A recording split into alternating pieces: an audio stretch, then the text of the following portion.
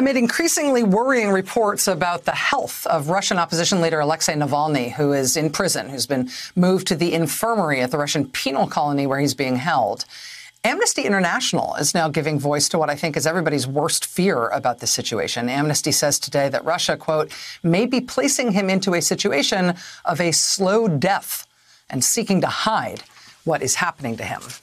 Making it all the more important, of course, that the world keep watching what's happening here. Joining us now is Andrew Kramer. He's Moscow correspondent for the New York Times.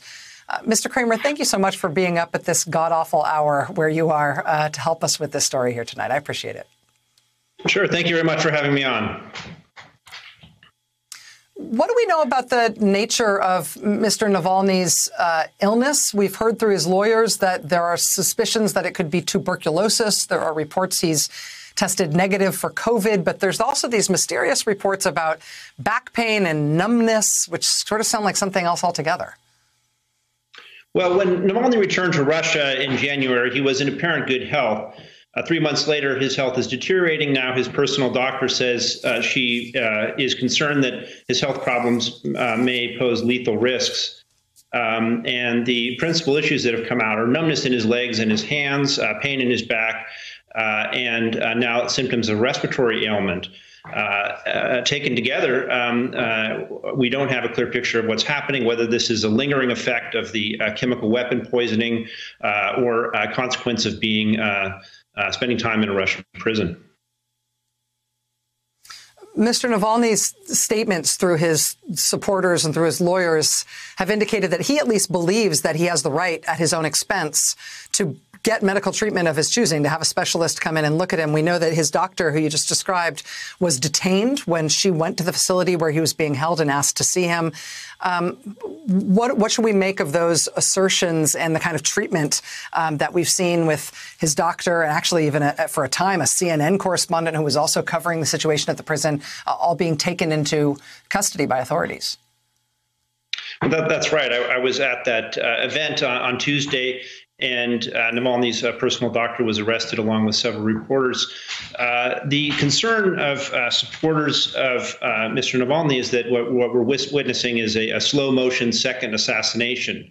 Now, the Kremlin says that Navalny has received adequate health care in prison, and state media has reported on this situation as if he may be maligning his symptoms, also taunting him for essentially being a complainer. But the grave concern of supporters of Mr. Navalny, and I think this has been echoed by Western governments, is that his life might be in danger. How much attention is this getting inside Russia? I mean, we saw those myriad demonstrations in dozens and dozens of cities and towns in Russia, not just in Moscow.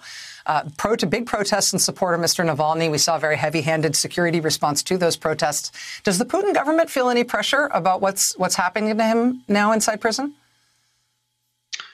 I don't think they have felt any pressure immediately in terms of protests, but they're definitely worried about the protests that happened in January. This was the first time there were nationwide protests in multiple cities over a national issue. So the concern about street protest is palpable. And it's unclear what would happen if something were to happen to Navalny. That's a step away from where we are now. But it's a very sensitive situation for the Kremlin, and something that is covered very delicately on state media. But then a lot of Russians these days also receive their news through social media. So it's a delicate situation and certainly central to Russian politics right now. Andrew Kramer, Moscow correspondent for the New York Times. Thank you so much for your continued reporting on this, but also for helping us understand. It's invaluable to be able to talk to you in Moscow tonight. Thank you. Thank you very much.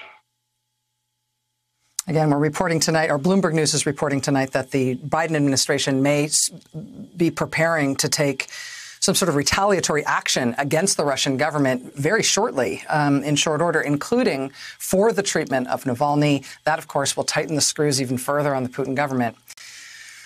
Watch this space. It's a scary situation. Hey, thanks for watching our YouTube channel. You should know that you can follow today's top stories and breaking news and catch up on your favorite MSNBC shows all in one place. Download the NBC News app today.